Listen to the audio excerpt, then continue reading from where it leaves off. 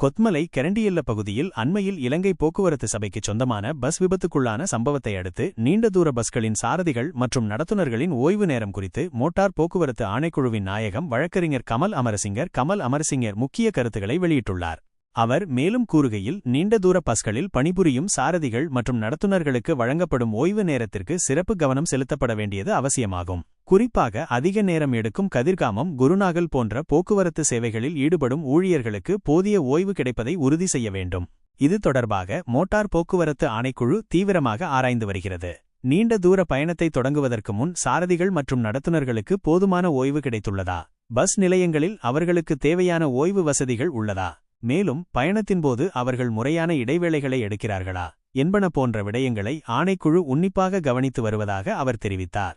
கடினமான மலைப்பாங்கான வீதிகளில் இரவு நேரங்களில் மேற்கொள்ளப்படும் நீண்டதூர பயணிகள் போக்குவரத்து சேவைகள் குறித்தும் மிகுந்த கவனம் செலுத்தப்பட வேண்டும் என்று ஆணையாளர் நாயகம் வலியுறுத்தினார். மேலும் இந்த விபத்து குறித்து விசாரணை நடத்துவதற்காக போக்குவரத்து அமைச்சரின் அறிவுறுத்தலின் பேரில் மோட்டார் போக்குவரத்து ஆணைக்குழுவின் தொழில்நுட்ப பிரிவைச் சேர்ந்த உதவி ஆணையர்கள் குழு ஒன்று நியமிக்கப்பட்டுள்ளது.